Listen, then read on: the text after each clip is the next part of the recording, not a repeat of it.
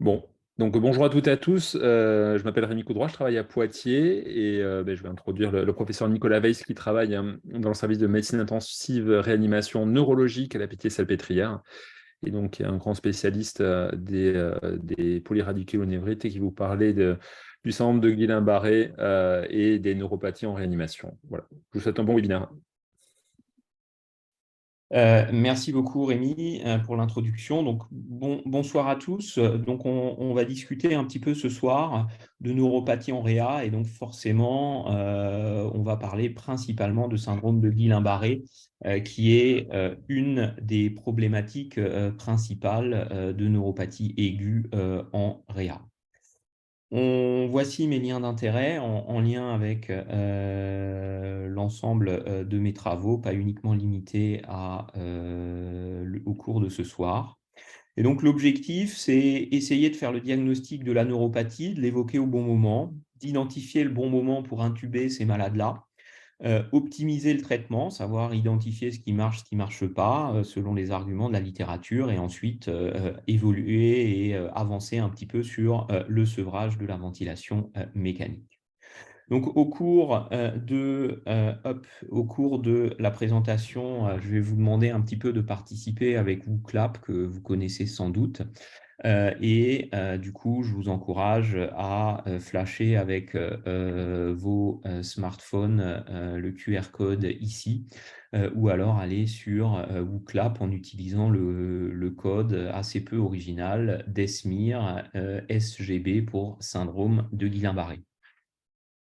Et donc, hop, on va voir si vous êtes bien connecté et si ça marche. Et donc, la première question là, que je vous pose, c'est où est R2D2? Voilà, donc à vos smartphones, je vous laisse participer.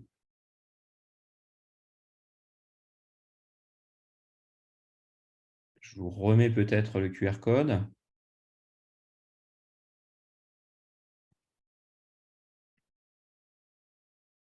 Allez-y.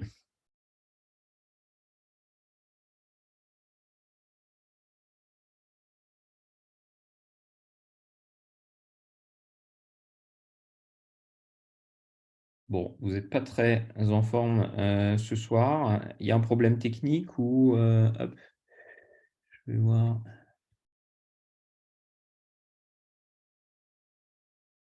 Ok, bon, bah on va poursuivre comme ça. Hop. Donc, le syndrome de Guillain-Barré, c'est la première cause de paralysie flasque aiguë depuis la disparition de la poliomyélite antérieure aiguë. Et son incidence, c'est à peu près, on va dire, entre 1 et 2 pour 100 000 habitants. Ça survient à tout âge, et donc c'est des nourrissons jusqu'à l'âge très âgé. C'est précédé dans 2 tiers des cas d'une infection préalable. Et ces 2 tiers de cas, ça mixe les datas où on a des preuves PCR sérologiques et les datas cliniques où on a une forte présomption d'infection préalable sur l'histoire de la maladie. En pratique, si vous voyez un syndrome de Guillain-Barré aux urgences et qu'on vous demande votre avis de réanimateur, bah vous savez que si vous n'avez pas plus d'informations que ça sur le patient que vous venez de rencontrer, là, il y a une chance sur 3 qui finissent intubés, ventilés en réa.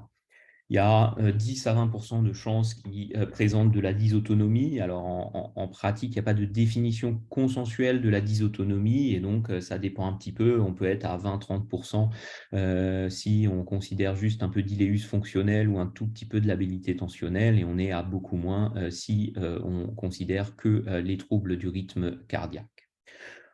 Enfin, la mortalité du Guillain-Barré, c'est une maladie dont on ne meurt pas beaucoup, mais la mortalité est aux alentours de 2-3% et la plupart du temps en lien avec les formes les plus sévères, les formes avec les dysautonomies et les complications de réanimation. En termes de physiopathologie, on connaît maintenant assez bien le concept physiopathologique qui sous-tend cette maladie. Vous voyez ici un corps cellulaire neuronal, ici l'axone recouvert par sa gaine de myéline. Et donc, vous savez que le Guillain-Barré a été décrit en 1916. Assez rapidement, dans les années 25-30, on a commencé à évoquer une infection préalable, et c'est finalement que vers les années 90-91 qu'on a réussi à mettre en évidence les bases physiopathologiques moléculaires et notamment immunologiques. Si on fait un gros plan là sur une structure que vous connaissez, qui est le nœud de Ranvier, c'est la partie d'axone qui est à nu entre petites saucisses de myéline. Vous avez ici une jonction, donc là c'est le nœud de Ranvier, il y a une zone toute proche de la terminaison de la gaine de myéline qui s'appelle le nœud, et à côté une zone qui s'appelle le paranœud. À cet endroit-là, sont exprimés, au niveau du nœud et du paranœud de Ranvier, sont exprimées des protéines glycosylées qu'on appelle les gangliosides, et qui vont avoir une forte homologie avec certaines bactéries et certains virus. On va le revoir sur la diapo juste après. Du coup, le patient va s'infecter avec une bactérie et un virus. Assez rapidement, cette infection va être contrôlée, et finalement, un petit peu ce que j'explique aux malades, c'est comme si vous engagez des mercenaires sur un pays en guerre, et puis finalement la paix se fait vite. Vous avez des mercenaires qui se baladent et qui se paient sur le pays. Là, vous aurez en fait des anticorps qui reconnaissent des protéines glycosylées du virus et de la bactérie, mais qui ont disparu, et donc ils reconnaissent qu'il y a 98-99% d'homologie, qui sont en fait ces motifs gangliosidiques au niveau du nœud ou du paranœud de Ranvier. Les anticorps vont donc se fixer. La fixation des anticorps au niveau de ces molécules-là vont entraîner l'activation du complément et du complexe d'attaque membranaire, qui ensuite, lui, va aboutir à l'arrivée des macrophages qui vont finalement à la fois poursuivre de léser l'axone, mais également détruire la gaine de myéline. La physiopathologie est un tout petit peu différente entre les formes démyélinisantes, où ça touche principalement la myéline, des formes axonales, où ça touche principalement l'axone. Alors ici, je vous ai représenté ces motifs gangliosidiques. Vous voyez là des motifs qui sont sûrement ceux que vous dosez, vous recherchez de temps en temps quand vous avez un syndrome de Guillain-Barré, qui sont les GM1, GD1A, GT1A, GQ1B, que vous connaissez sans doute, associés au syndrome de Miller-Fisher. Et du coup, vous voyez que si vous avez une infection à Campylobacter jejuni, c'est à peu près 30% des Guillain-Barré, vous allez pouvoir développer une immunisation contre GM1, GD1A, GQ1B, GT1A. Si vous faites une infection à Haemophilus influenzae, vous allez pouvoir développer une immunisation contre GQ1B, CMV. 10% des Guillain-Barré, c'est plutôt du GM2. Maintenant, ça explique pourquoi les malades font des Guillain-Barré juste après des infections, mais ça n'explique pas forcément pourquoi uniquement certaines personnes qui ont des infections à Campylobacter ou à Haemophilus ou à un CMV vont développer un Guillain-Barré. Et donc, il y a probablement des histoires de polymorphisme génétique qui sont encore largement ignorées à l'heure actuelle pour évaluer le risque pour quelqu'un au niveau individuel de faire un syndrome de Guillain-Barré. Alors là, on va avancer avec un cas un petit peu concret. Vous avez monsieur S, 47 ans, qui est informaticien, qui a 3 enfants, il n'a pas d'antécédents, et il consulte aux urgences car il arrive difficilement à se lever de son lit depuis le matin. À l'interrogatoire, il vous décrit ce qu'il appelle une petite angine il y a une quinzaine de jours, des paresthésies des pieds il y a 4 jours qu'il a négligé un petit peu et qui sont remontées sur les jambes 2 jours plus tard. Vous, à l'examen, là, aux urgences, vous avez un déficit sensitívio-moteur des 2 membres inférieurs, des réflexes ostéotendineux où vous avez vraiment l'impression d'avoir du mal à trouver, mais qui sont présents, donc plutôt faibles. Et vous notez qu'à l'examen sensitif, qui est primordial pour les diagnostics différentiels, il n'y a pas de niveau sensitif. Et quand vous lui demandez s'il a besoin de pousser pour aller aux toilettes, il n'a pas besoin de pousser ni pour aller à la selle, ni pour aller faire pipi. Donc, a priori, il n'a pas de trouble sphinctérien. Vos collègues vous ont appelé pour une suspicion de syndrome de Guillain-Barré. Alors, cette fois-ci, je vous repose une nouvelle question. Quels sont les signes cliniques compatibles chez ce malade avec un syndrome de Guillain-Barré? Je vous remets le code si vous voulez participer. Donc, il faut flasher le QR code ou dans Google App de vos smartphones ou de votre ordinateur, taper Desmir SGB pour syndrome de Guillain-Barré.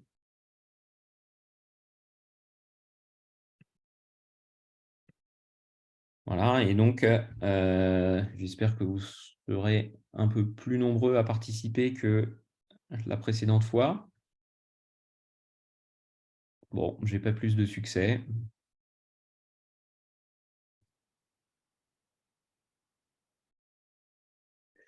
Allez, zon.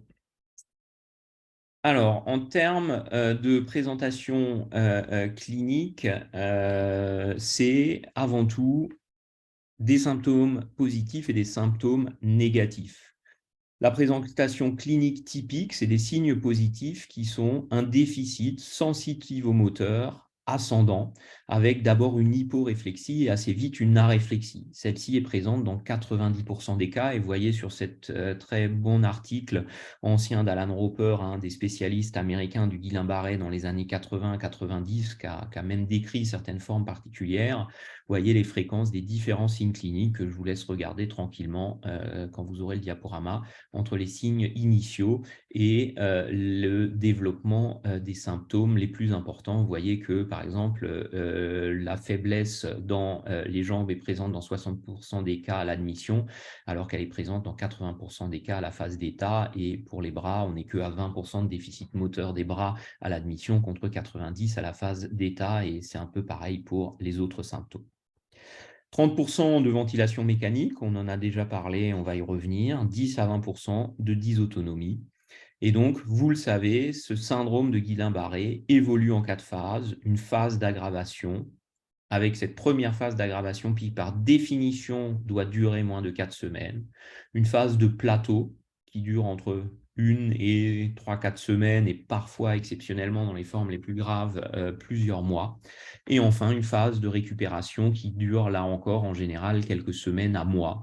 On a pour habitude de dire à nos patients avec des Guillain-Barré qu'ils ne récupéreront pas une autonomie identique à leur état antérieur avant 1 an. Et on va dire ça représente à peu près 80% de la population de Guillain-Barré. Les signes négatifs qu'il faut absolument rechercher, parce que quand ils sont absents, ça va donner un facteur très fort en faveur du diagnostic, c'est l'absence de niveau sensitif et l'absence de troubles sphinctériens. Si jamais à votre examen clinique, vous aviez un niveau sensitif, donc une différence à un niveau où le patient vous dit « Ah là, je ne sens pas » et « Ah, c'est marrant, là, docteur, je sens », à ce moment-là, comme la présence de troubles sphinctériens, c'est des signes en faveur d'une atteinte médulaire et d'une myélite qui peut être infectieuse, post-infectieuse ou d'autres causes. Pourquoi être rigoriste sur cette phase d'extension et de cette limite des 4 semaines? Parce que, en fait, cette définition permet, on va dire, dans 95% des cas, de distinguer une polyradiculonévrite aiguë d'une polyradiculonévrite subaiguë. C'est-à-dire que si vous avez une polyradiculonévrite subaiguë, par exemple, de séroconversion du VIH, ça va plutôt apparaître en 6-7 semaines et pas en moins de 4 semaines. Pareil pour d'autres diagnostics différentiels dont on va reparler. Donc faites attention, de temps en temps on nous appelle en disant on a un Guillain-Barré, il ne récupère pas, et en fait entre le début des symptômes et le maximum, il s'est passé 2 mois. À ce moment-là, ça s'appelle une polyradiculonévrite chronique et on est dans d'autres diagnostics différentiels et on n'est pas du tout dans un syndrome de Guillain-Barré. Donc ça change un peu notre démarche diagnostique, mais également thérapeutique, on va le revoir tout à l'heure.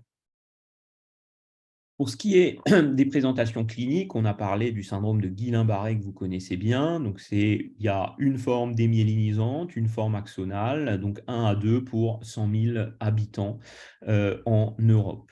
Il y a des formes un peu particulières que vous connaissez probablement. Vous connaissez sans doute ce qu'on appelle le syndrome de Miller-Fisher, qui est particulièrement fréquent en Asie, 30% des syndromes de Guillain-Barré, qui sont des gens qui ont une ophtalmoplégie, c'est-à-dire qu'ils n'arrivent plus à bouger les yeux, qui ont une ataxie, c'est pour ça que le patient est un petit peu flouté, et une aréflexie. Et ce syndrome de Miller-Fisher peut parfois évoluer vers ce qu'on appelle soit un Miller-Fisher plus, soit un Guillain-Barré descendant. C'est-à-dire que les symptômes commencent comme ça, puis progressivement, les gens vont être paralysés des bras, puis paralysés des jambes, jusqu'à une tétraplégie complète, comme dans le Guillain-Barré classique. Régulièrement, vous avez probablement entendu parler dans vos services de réanimation de temps en temps d'un Guillain-Barré avec des troubles de la conscience. C'est une forme un peu particulière qui est rarissime, qui s'appelle l'encéphalite de Bickerstaff. Je vous conseille de vous méfier parce que finalement, vous avez plus de chances d'avoir par exemple une hyponatrémie sévère ou un Press syndrome sur une dysautonomie dans un Guillain-Barré qui pourrait expliquer des troubles de la conscience ou éventuellement des crises compliquant cette hyponatrémie que finalement cette encéphalite de Bickerstaff qu'on ne voit pas très souvent. Il y a une forme, deux formes qui sont plutôt pas de la réanimation, les Guillain-Barré purement paraparétiques, donc ça c'est histoire de chasse, vous oubliez. La diplégie faciale avec les paresthésies, pas grave, vous oubliez également. Une forme qui est intéressante, qui a un peu fait parler d'elle il y a maintenant environ 10 ans, c'est ce qu'on appelle la forme pharyngo-cervico-brachiale. Donc ça c'est des malades qui dans leur spectre de maladies, ils ont une immunisation contre des gangliosides qui sont plus fréquents dans ces régions-là, qui s'appellent les anti-GT1A, et qui vont donner un déficit moteur des membres sup, mais pas des membres inf, un déficit moteur des muscles axiaux pour lever la tête, des difficultés motrices pour avaler, et parfois ça peut s'associer à des formes respiratoires, et donc on peut avoir cette forme un peu suspendue d'atteinte avec une atteinte diaphragmatique. Donc, on en voit de temps en temps en réanimation. Alors, je retente ma chance, je pense une dernière fois sur les questions. Je vous remets le QR code et voilà, si ça ne le fait pas, on arrêtera les questions pour la suite. Quels sont les principaux diagnostics différentiels du Guillain-Barré? Une poliomyélite antérieure aiguë, une myéloradiculite AVZV, un botulisme, une myélite inflammatoire, une maladie de Lyme neurologique. Bon, pas plus de succès. Donc, si on passe en revue les différents diagnostics différentiels, est-ce que la poliomyélite antérieure aiguë est un diagnostic différentiel? Oui, maintenant vous le savez que c'est une maladie infectieuse avec en général de la fièvre et qui donne une atteinte de la corne antérieure. Et donc, ça donne une présentation un petit peu différente du Guillain-Barré. Et en plus, avec la vaccination, normalement, vous ne devriez plus voir de poliomyélite antérieure aiguë.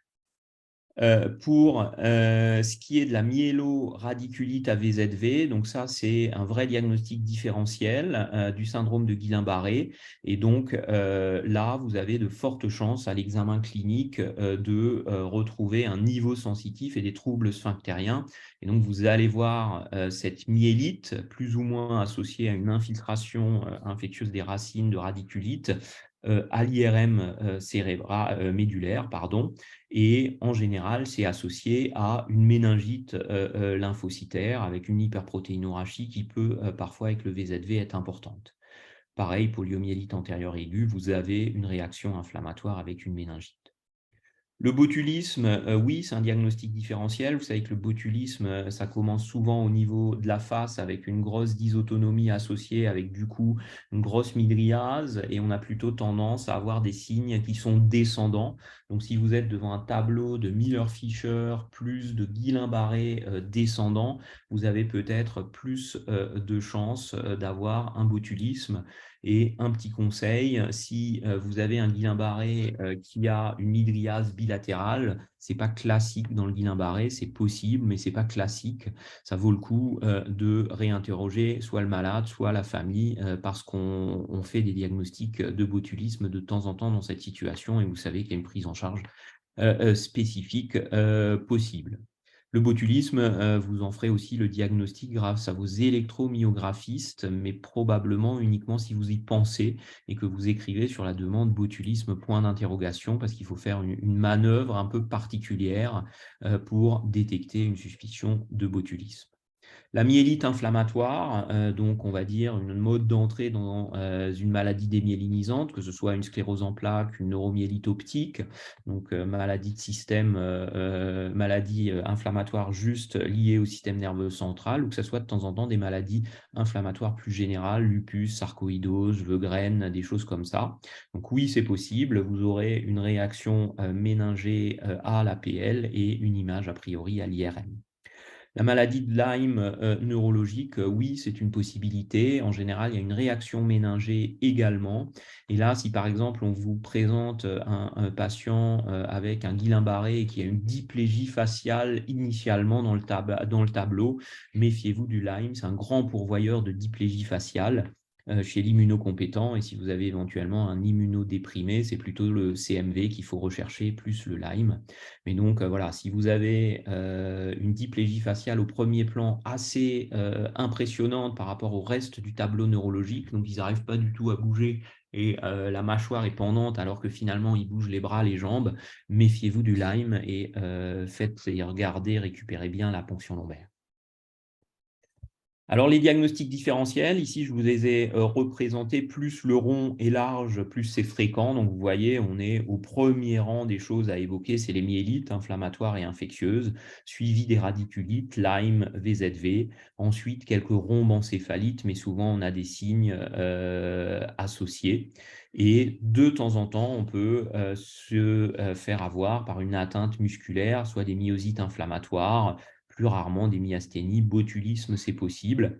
Et par contre, de temps en temps, on peut avoir des épisodes de paralysie périodique. Donc, si vous avez un malade qui vous est transféré tétraplégique et quelques heures après, quand vous le recevez en USC par une équipe de confiance, vous vous rendez compte qu'il bouge plutôt bien, bah, ça vaut le coup de regarder la kaliémie initiale. Ça peut être une paralysie périodique, voilà, dans un centre où on a relativement beaucoup de Guillain-Barré, ça arrive une fois tous les 5 à 10 ans de tomber sur un diagnostic de paralysie périodique comme ça.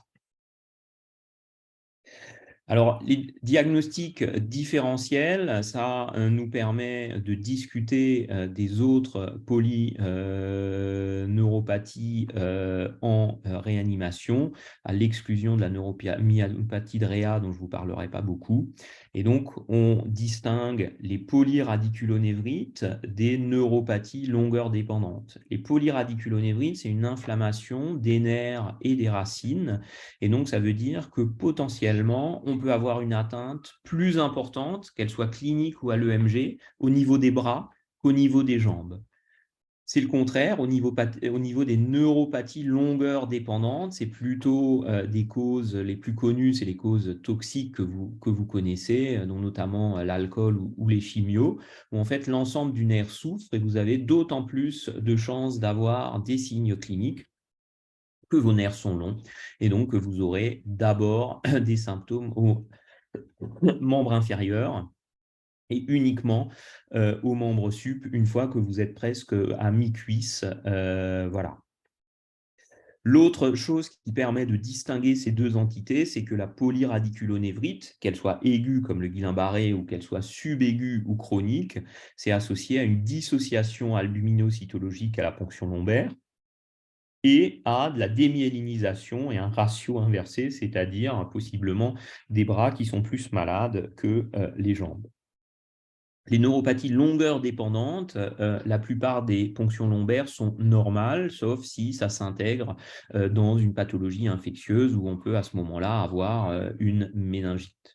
L'EMG est le plus souvent axonal et de temps en temps, il y a certaines neuropathies qui peuvent être motrices pures, ce qui est possible aussi avec une forme particulière du Guillain-Barré qui s'appelle les AMAN pour Acute Motor Axonal Neuropathie. Et si vous avez une neuropathie motrice pure, de principe, posez-vous quelques questions sur le plomb, l'arsenic, la porphyrie, la diphtérie et le West Nile, éléments que souvent on arrive à voir à l'interrogatoire, de voir un petit peu s'il peut y avoir des arguments pour penser à ces causes hyper. Donc, pour les polyradiculonévrites, on a les polyradiculonévrites chroniques. Pour faire simple, on va dire c'est une sclérose en plaques du système nerveux périphérique. C'est des gens qui ont une maladie auto-immune avec des nerfs qui s'abîment et donc de la myéline qui se détruit, qui se refait, qui se détruit, qui se refait et qui sont sensibles aux immunosuppresseurs. La plupart du temps, on va dire 90% à 95% de ces malades-là ne vont pas en réanimation parce que les PRN chroniques épargnent plutôt les muscles respiratoires, même s'il y a quelques exceptions. Il y a deux petits pièges de deux neuropathies qui peuvent exceptionnellement donner un tableau démyélinisant à l'EMG. C'est la neuropathie du diabète. Vous savez que la neuropathie du diabète, ce n'est pas une neuropathie, mais c'est au moins une quinzaine de sous-types différents. Et une neuropathie du diabète, ça donne de la démyélinisation. Et donc, chez un patient diabétique mal contrôlé, ça peut parfois être difficile de faire la part des choses entre ça et un Guillain-Barré. Il y a également des formes de neuropathie alcoolique très aiguës qui peuvent faire des pseudo-Guillain-Barré. Et il y a enfin des maladies de système et des hémopathies malignes. Donc, maladie de système, il y a la sarcoïdose. Donc, attention, s'il y a un antécédent de sarcoïdose, s'il y a une histoire de paralysie faciale préalable. Et dans les hémopathies malignes, ben, ça peut être une gammapathie monoclonale, une LLC, un PUM syndrome sous-jacent. Donc souvent, ça peut valoir le coup de faire une NUM et un scan TAP pour essayer de voir s'il y a une atteinte ailleurs que sur les nerfs. Enfin, il y a certaines polyradiculonévrites qui peuvent être médiées par des médicaments et peuvent donner des vraies atteintes inflammatoires. C'est le cas, par exemple, du cisplatine ou du brintuximab. Dans les neuropathies longueur dépendantes, vous aurez avant tout les neuropathies toxiques, donc au premier rang desquelles l'alcool, puis ensuite des causes rarissimes, arsenic, thallium. Les causes carentielles, B12, ça peut de temps en temps donner des tableaux sévères, même si c'est rare qu'on les trouve en réanimation. Il y a des neuropathies génétiques, la porphyrie ou la maladie de Charcot-Marie-Tooth. Là encore, c'est des maladies qui ne se retrouvent pas trop en réanimation. Alors après, la maladie de Charcot-Marie-Tooth, qui est une maladie génétique démyélinisante du système nerveux périphérique, c'est relativement fréquent avec peu de symptômes pour certains malades. Et donc, ça nous arrive de faire le diagnostic chez un malade qui a un Guillain-Barré et qui finalement récupère moins bien qu'il ne devrait à l'EMG, alors que cliniquement, au bout de quelques mois, il a tout récupéré. Enfin, il y a des causes infectieuses qui sont plutôt rares, diphtérie, West Nile, entérovirus. Concernant cette fois-ci les examens complémentaires dans le Guillain-Barré, qu'est-ce que vous faites? Je vous propose là une ponction lombaire normale élimine le diagnostic. L'EMG peut être normal s'il est réalisé précocement. Les sérologies infectieuses sont indispensables pour le diagnostic. Le dosage des antigangliosides permet d'affirmer le diagnostic. Le diagnostic est le plus souvent purement clinique initialement.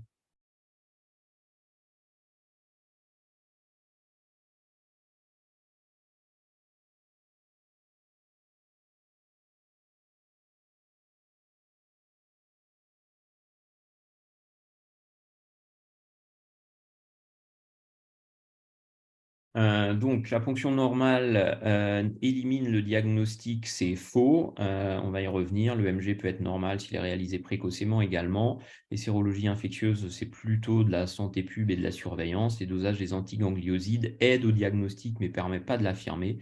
Et le diagnostic est effectivement le plus souvent clinique. Vous allez traiter sur de la clinique. Donc, pour en faire le diagnostic, vous allez faire la ponction lombaire et comme vous l'avez compris largement dans la partie diagnostic différentiel, vous allez chercher la dissociation albuminocytologique, c'est-à-dire une hyperprotéinorachie sans aucune cellule qui n'est présente, pour faire simple, que dans trois conditions, une polyradiculonévrite, qu'elle soit aiguë ou chronique, le diabète et une compression médulaire. Cependant, elle peut être normale dans la première semaine, et c'est le cas pour une PL sur 2. Et pas mal de livres et de textbooks vous disent on peut avoir jusqu'à 50 cellules par millimètre cube. Nous, notre conseil, c'est plutôt méfiez-vous dès que vous avez plus de 10 cellules par millimètre cube. Cherchez un loup, vous aurez et vous tomberez sur un diagnostic différentiel. C'est très probablement pas un syndrome de Guillain-Barré, sauf si votre PL a été extrêmement hémorragique. L'électromyogramme, c'est important. Alors, je sais que c'est probablement difficile à obtenir, notamment chez les patients les plus sévères en réanimation, mais c'est important pour avoir une petite idée donc, de confirmation et il peut être normal, mais assez vite, au bout de 7 à 10 jours, il va trouver des anomalies et un petit peu plus à distance, il va nous permettre de juger un peu de l'évolutivité et de répondre un petit peu à des questions pronostiques en combien de temps le patient va récupérer. Donc on peut soit trouver des signes de démyélinisation. Vous vous souvenez que la myéline, ça fait la vitesse de conduction. Donc si vous avez moins de myéline, vous avez un ralentissement des vitesses de conduction. Vous avez des blocs de conduction que vous pouvez mettre en évidence. Et vu que votre vitesse est moins rapide, vous aurez une augmentation des latences distales ou des ondes F. Mais vous pouvez aussi avoir une atteinte axonale et à ce moment-là, c'est une baisse des amplitudes motrices. Voilà, je ne rentre pas plus dans le détail. En termes de biologie et d'imagerie, les antigangliosides, c'est intéressant parce que ça peut vous permettre de faire un peu la corrélation, notamment dans des formes un peu atypiques, d'être sûr que c'est plutôt une PRN type Guillain-Barré, mais le rendu, c'est en général encore 3 semaines, donc vous n'allez pas pouvoir les utiliser pour le traitement. Il est de bon ton de faire une sérologie VIH et Lyme et de faire le bilan minimal proposé par les sociétés savantes de neuro et de nerfs périphériques qui sont EPP, IEPP, B12 et folate. Et dans le LCR, PCR, VZV et sérologie de Lyme me paraissent bien. IRM médulaire, au moindre doute, si votre tableau n'est pas parfaitement compatible avec un Guillain-Barré typique, et d'autant plus si vous avez un niveau sensitif ou des troubles sphinctériens. Alors, ce patient-là va présenter une tétraplégie flasque, qui ne peut plus lever sa tête du lit, il a une toux inefficace. Vous lui faites un gaz du sang qui montre une capnie à 34, une PaO2 à 345, c'est fait sous oxygène. La bio standard est normale, vous ne pouvez pas avoir l'EMG, c'est pas avant 3 jours, et la radio pulmonaire est normale. Et donc, se pose la question, je vous ai dit qu'un malade sur 3 va être intubé. Quand faut-il intuber les Guillain-Barré? Alors, on a peu de données dans la littérature.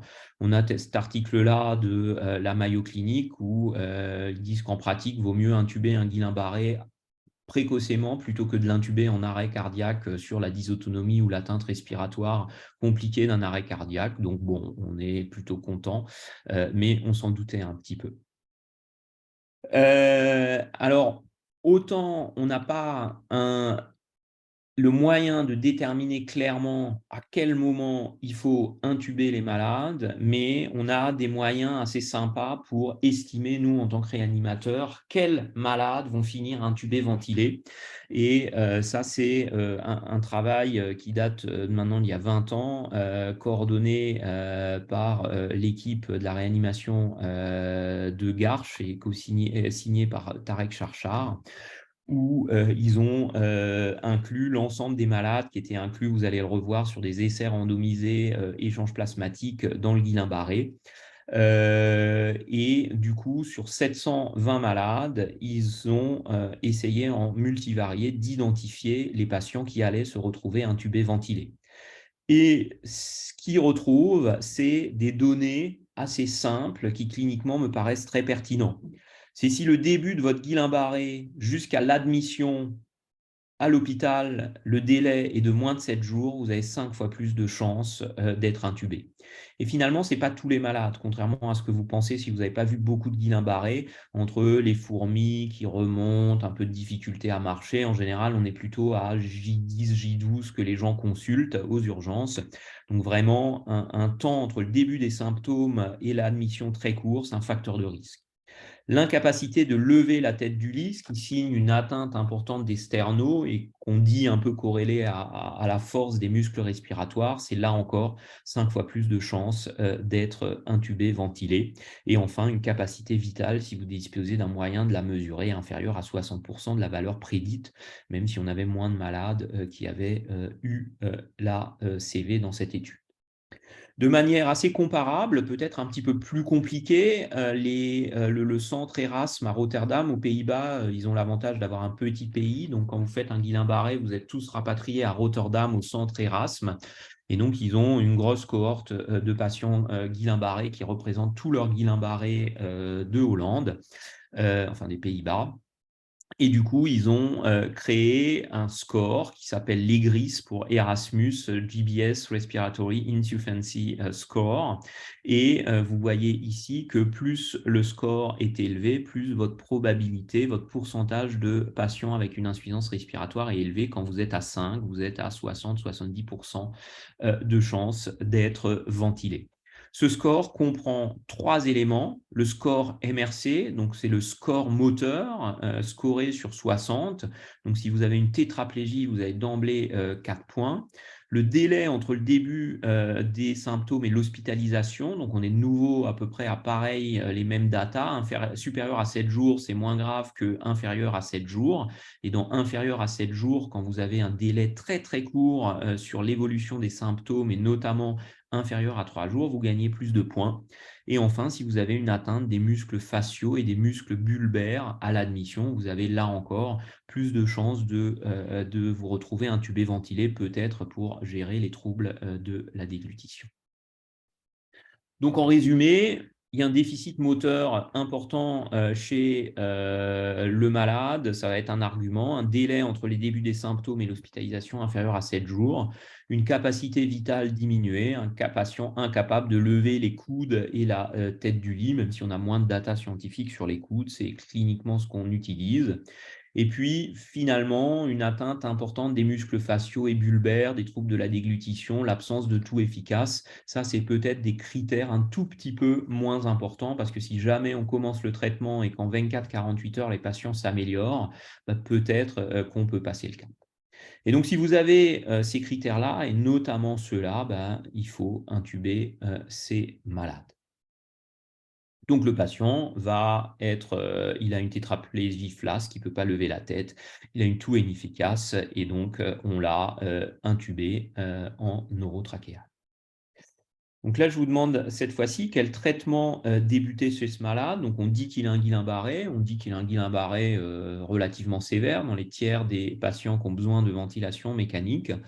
Et donc, vous avez le choix entre lui administrer des bolus de corticoïdes, des immunoglobulines à la dose totale de 2 grammes kg, des échanges plasmatiques au plasma frais congelé, des antalgiques, une prévention des complications de décubitus. Donc, vous ne donnez pas de corticoïdes, donc là, vous avez raison, vous donnez des immunos aussi, vous faites des échanges plasmatiques au plasma frais congelé, donc là, vous avez un peu tort, les échanges plasmatiques, oui, mais vous n'avez pas besoin de plasma frais congelé. L'albumine suffit, des antalgiques, oui, c'est extrêmement douloureux, même si on n'a pas de solution pour bien soulager les patients. Il y a notamment des datas, des revues Cochrane qui montrent que c'est assez décevant les essais qu'on a pour soulager ces patients-là. Et enfin, une prévention des complications décubitus. Alors, première question, immunoglobuline ou échange plasmatique, vous avez le choix. L'indication de ces deux traitements, c'est la phase d'extension. Ça veut dire que si on est dans la phase où le patient s'améliore, on n'a plus d'indication à faire ces traitements-là. Et ces formes, en théorie, avec une atteinte motrice parce que les essais randomisés ont pris un endpoint primaire qui était le handicap moteur à 4 semaines.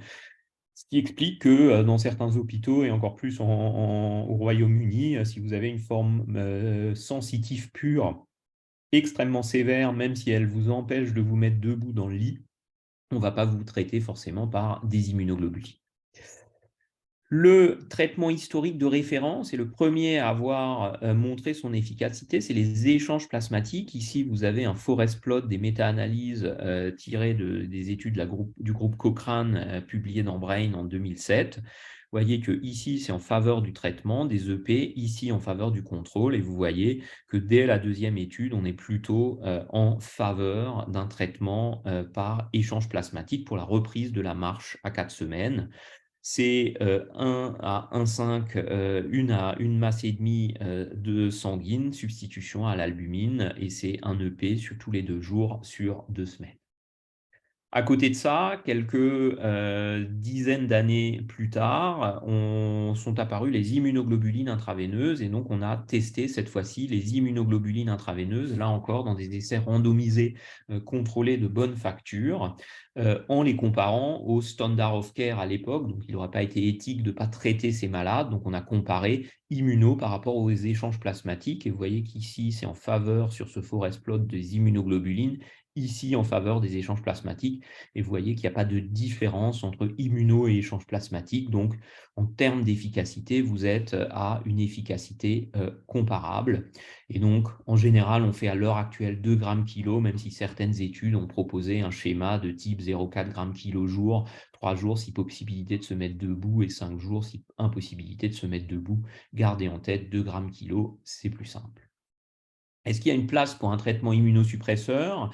Ici, c'est les résultats toujours d'un forest plot de ce groupe Cochrane sur le traitement du Guillain-Barré. Corticoïdes oraux, en pratique, c'est beauf. Corticoïdes IV, c'est beauf. Et le total, en fait, ne passe pas la significativité.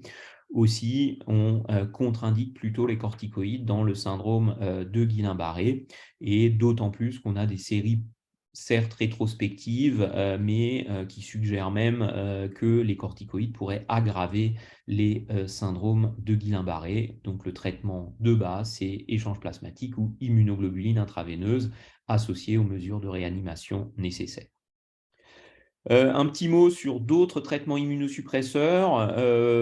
Il existe un questionnement sur l'intérêt. Vous avez vu initialement dans la physiopathe que le complément et notamment le complexe d'attaque membranaire étaient impliqués.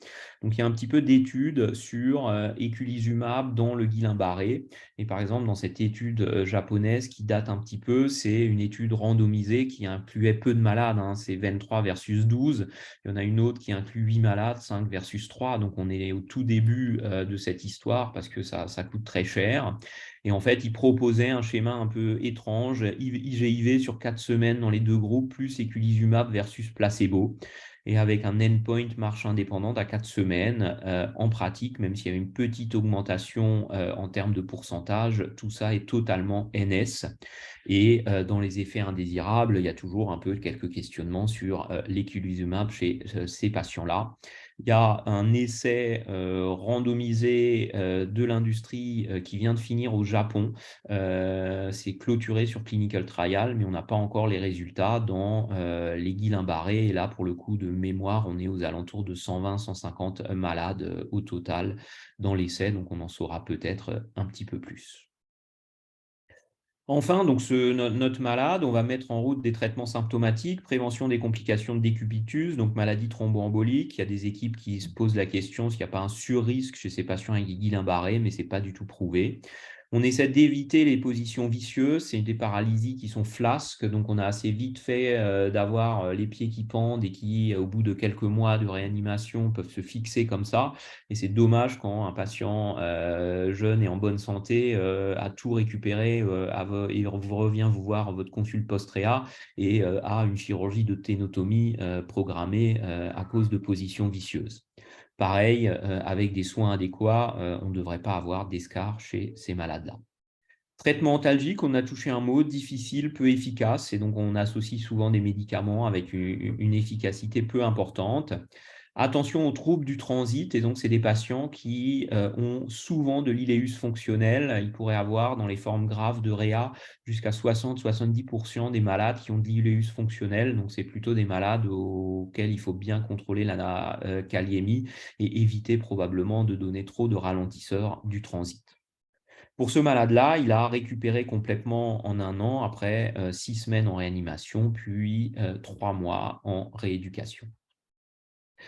On va finir avec quelques questions sur comment gérer le sevrage ventilatoire. Et donc, je vous propose là des épreuves en pièce santé doivent être réalisées dès la fin des perfusions d'IGIV. La trachéotomie est souvent réalisée. Les épreuves de pièce santé sont supérieures aux épreuves de ZIP.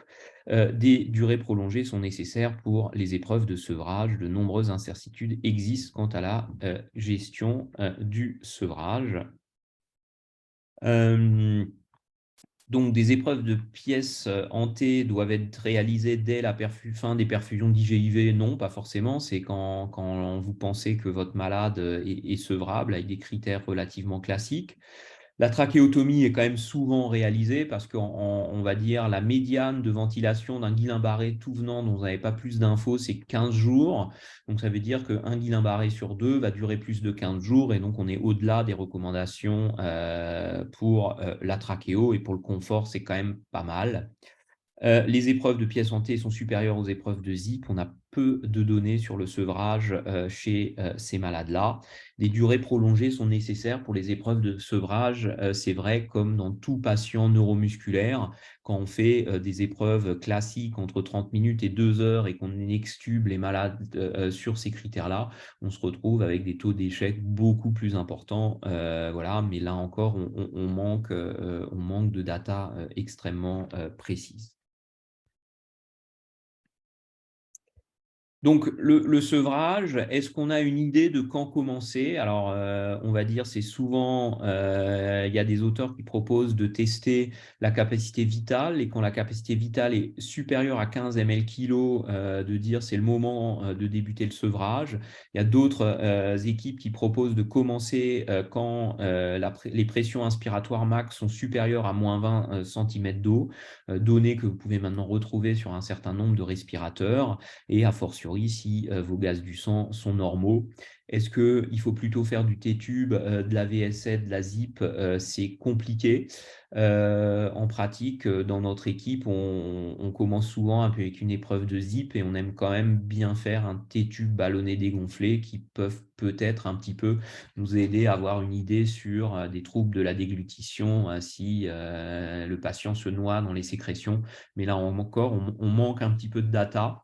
Il y a quelques mois, ou même peut-être un petit peu plus, il y a une équipe qui a proposé d'utiliser de l'écho diaphragmatique ou des mesures diaphragmatiques plus précises pour essayer de sevrer et de personnaliser le sevrage. Il y a sûrement de l'idée, mais pour l'instant, on est au tout début. Donc notre malade, on commencera le sevrage à J14. Il a été extubé à J18 après une épreuve de tube en T de 10 heures, réussi cliniquement et sur les gaz. On l'a extubé le lendemain pour avoir la kiné si jamais il y avait des troubles de la déglutition. On utilise aussi souvent ces canules-là qu'on appelle des canules de Yankower qui permet au malade, s'il est capable de bouger déjà suffisamment, de s'aspirer un peu dans la bouche. On a enlevé la sonde nasogastrique à J20 et on l'a transférée en salle d'hospitalisation. Donc en conclusion, les neuropathies en réa, c'est principalement le syndrome de Guillain-Barré, quelques diagnostics différentiels, si on exclut les neuromyopathies de réa, dont ce n'était pas le thème de ce soir. Le diagnostic est avant tout fait sur le contexte. Vous allez faire l'EMG et la PL, mais c'est principalement intéressant la PL pour les diagnostics différentiels et l'EMG, ça va souvent être un petit peu en décalé. Attention aux critères de gravité, l'impossibilité de lever la tête du lit, un début des symptômes et l'arrivée à l'hôpital de moins de 16 jours, une toux inefficace. Ça, ce n'est pas des patients qui restent aux urgences ou aux portes, c'est des patients qui nécessitent d'être surveillés en USC ou en réa. Immunoglobuline ou échange plasmatique, c'est le traitement. En pratique, vous comprenez bien, vu la facilité de réalisation, que les immunoglobulines ont remporté un petit peu la bataille parce que beaucoup plus facile à faire, sauf cas particulier. Et la récupération est quasi complète et quasi constante. Donc souvent, on dit aux malades, la bonne nouvelle, c'est que vous allez récupérer. La mauvaise, c'est que ça va durer extrêmement longtemps et ça va durer plusieurs mois. Du coup, c'est souvent des pathologies qui sont marquantes avec des gens qui ont du stress post-traumatique, qui derrière changent de boulot, changent de vie, voilà, avec c'est pas anodin dans une histoire de vie, souvent de faire un Guillain-Barré, et ça d'autant plus qu'il est sévère. Je vous remercie beaucoup et je suis ouvert à répondre à vos questions.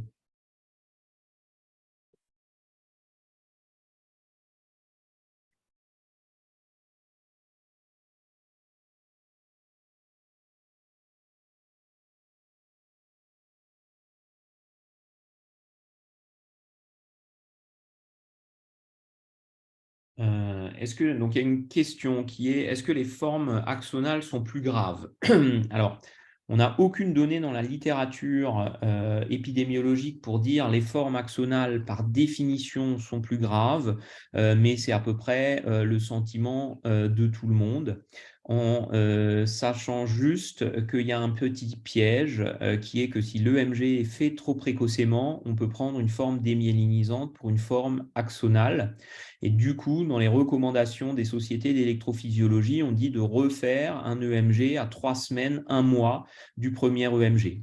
Donc, si vous avez par exemple une forme démyélinisante, votre électrophysiologiste va stimuler, va stimuler le nerf à un endroit et regarder comment le courant passe. Si le courant ne passe pas, c'est soit qu'il n'y a pas du tout d'axone, soit qu'il y a sur cet axone toute une série d'anticorps antigangliosides qui font ce qu'on appelle un bloc de conduction. Et donc ce bloc de conduction avec ces paquets d'anticorps empêche le courant saltatoire, vous vous souvenez, de sauter par-dessus ce truc-là, sauf si on augmente l'intensité. Et dans certains cas, il y a tellement de blocs de conduction d'anticorps fixés qu'en fait, même en augmentant l'intensité au maximum, on n'obtient pas de courant électrique. Et donc, on dit faussement à l'EMG de 7 jours, c'est une forme axonale. Et à 4 semaines, on se rend compte qu'en fait, on a levé avec le traitement ces blocs de conduction. Et donc, on va souvent donner un pronostic un peu meilleur en termes de récupération. Mais après, en termes de récupération à long terme, même si vous avez une forme axonale, ça va souvent durer plus longtemps, mais en termes de récupération, il n'y a pas de grande différence en termes de séquelles. Du coup, la CAPNI n'a pas grand intérêt pour le suivi de la ventilation. Ben non, c'est une atteinte restrictive, comme dans toutes comme dans les pathologies neuromusculaires. Donc, si vous avez une hypercapnie à votre bilan initial, bah oui, le patient a déjà une atteinte respiratoire importante et il faut sûrement l'intuber si vous ne l'avez pas déjà fait. Si vous le ventilez en aide et qu'il a une hypercapnie, il faut sûrement augmenter l'aide, mais effectivement, la capnie isolément n'est pas forcément un grand intérêt. Mais par exemple, une épreuve de sevrage bien réussie et à la fin, le patient a 45 de capnie, c'est peut-être pas le bon jour pour l'extuber. On peut peut-être se donner 24-48 heures et refaire une épreuve. Vous parliez tout à l'heure d'une manœuvre particulière à l'EMG pour le diagnostic de botulisme. Donc, à l'EMG, pour faire un diagnostic de botulisme, on recherche ce qu'on appelle de la facilitation. Vous connaissez dans l'électromyogramme, vous connaissez sans doute dans la myasthénie un décrément. Le décrément, en fait, c'est de la force musculaire qui diminue. Donc, c'est votre potentiel d'action à une stimulation à 3 Hz. Vous allez partir d'un potentiel d'action comme ça, et dans la myasthénie, vous allez diminuer progressivement. Dans un botulisme, vous allez commencer avec un potentiel d'action comme ça, vous allez stimuler à 3 Hz et vous allez avoir une augmentation de l'intensité du potentiel d'action. Et donc ça s'appelle une facilitation. Et donc ça vous donne un tableau de botulisme et donc d'atteinte plutôt présynaptique. Mettre des Gurars chez un Guillain-Barré, par exemple, si SDRA associé, ça va empirer les séquelles neuro. Alors, nos data, voilà, en pratique, il n'y a pas de grande série de Guillain-Barré en SDRA sans et avec Curare qui permettent de répondre précisément à cette question-là. Alors, juste pour vous donner une expérience personnelle, on a en ce moment une patiente qui a un Guillain-Barré extrêmement sévère, qui fait que pendant 2 mois, elle était en locked-in syndrome, avec même l'impossibilité de bouger tout à fait les yeux. Donc, on s'est rendu compte grâce aux électroencéphalogrammes et à d'autres examens qu'elle était consciente, mais totalement enfermée dans son corps. Donc, dans ce Guillain-Barré extrêmement sévère, à un moment donné, s'est posé la question d'un SDRA sur une pneumonie et dire est-ce que finalement on fait des curares chez quelqu'un qui a une curarisation naturelle du fait de sa maladie? On a finalement répondu non, mais à certains autres moments, chez des patients Guillain-Barré qui sont en SDRA, j'aurais plutôt tendance à dire le SDRA met en doute le pronostic vital de manière immédiate. Donc, j'aurais plutôt tendance à dire qu'il faut traiter le SDRA avec des curares et on verra ensuite. Après, ça pose une autre question qui est celle de est-ce qu'un Guillain-Barré sévère qui reste 3, 4, 5 mois en réanimation, intubé, ventilé, peut développer une neuromyopathie de réanimation? Très beau débat en congrès ou autour d'un café, mais pas sûr qu'on arrive facilement à y répondre. Qu'en est-il du Guillain-Barré post-vaccinal, Covid-19? Bah, en pratique, comme beaucoup de vaccins, vous allez bientôt, l'équipe de pharmacovigilance de la Pitié a fait, est en train de finaliser un travail sur Guillain-Barré post-vaccinaux que vous devriez voir paraître d'ici quelques mois. Il y a toute une série de vaccins qui sont en mesure de donner un petit surrisque de syndrome de Guillain-Barré. Ça, on le sait depuis très longtemps, et notamment depuis les vaccins grippaux de fin des années 70, mais on a aussi une littérature abondante pour dire que vous avez plus de risques de faire un Guillain-Barré quand vous faites une grippe que de faire un Guillain-Barré quand vous faites vacciner de la grippe. Maintenant, la question est probablement de dire est-ce que c'est les mêmes malades qui font le Guillain-Barré post-vaccin contre la grippe et ceux qui vont développer la grippe? Probablement pas, mais en l'absence de données de polymorphisme génétique, de susceptibilité au Guillain-Barré, on n'est pas capable de répondre beaucoup plus qu'à l'échelle populationnelle. Et donc, est-ce que chaque année, il faut se faire vacciner contre la grippe? Bah oui, vous avez plus de chances d'éviter un Guillain-Barré avec la vaccination que d'en attraper un avec le vaccin. Avec le vaccin Covid-19, il y a des papiers qui disent qu'il y a un risque, il y en a d'autres qui disent qu'il n'y en a pas. Il y a probablement un très faible risque de Guillain-Barré post-vaccinal, mais on a eu finalement dans l'unité sur cette période-là plus de Guillain-Barré post-Covid que de Guillain-Barré post-vaccin, ou à peu près pareil. Voilà, donc on est toujours dans la même problématique. C'est-à-dire que chez des malades qui ont fait post-vaccin Guillain-Barré, il n'y a pas de particularité particulière. Ensuite, sur les doses de rappel, on jugeait un peu avec les gens de la pharmacovigilance, des infectiologues, les immunologistes, les internistes, en fonction un peu des risques. C'est-à-dire le bonhomme de 25 ans qui a besoin d'une dose de rappel alors qu'il n'a aucun facteur de risque de Covid, on disait plutôt peut-être sursoir, alors que le patient obèse, 55 ans, avec plein de facteurs de risque, on disait probablement rapport bénéfice-risque, il y a plus de chances d'avoir un bénéfice du vaccin. Alors, c'est l'équivalent pour les racines de l'encéphalomyélite aiguë disséminée. Bon, en pratique, je vous ai fait très schématique tout à l'heure en vous disant la sclérose en plaques, c'est une maladie auto-immune démyélinisante du système nerveux central qui évolue par poussée. Il y a son pendant qui s'appelle la polyradiculonévrite chronique, où c'est de la démyélinisation du nerf périphérique. De la même manière, le Guillain-Barré, c'est la démyélinisation aiguë post-infectieuse du système nerveux périphérique. L'ADEME, donc l'encéphalomyélite aiguë disséminée, c'est une démyélinisation post-infectieuse aiguë du système nerveux central. Et donc en pratique, oui, en termes de physiopathe, ça ressemble pas mal. Mais par exemple, la sensibilité aux corticostéroïdes n'est pas la même.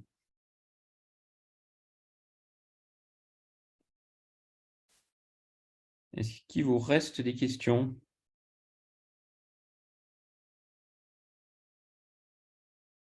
Bon, désolé sur le cafouillage des questions, semble-t-il vous répondiez, mais ça ne s'affichait pas forcément, ou avec un gros délai sur Wooclap. Bon, vous avez loupé R2, de montrer R2D2, et sinon, on a à peu près tout vu. Donc, si vous reste des questions, n'hésitez pas à me contacter ou à contacter un membre de l'équipe. Voilà, c'est toujours un plaisir de discuter Guillain-Barré, neuropathie en réanimation.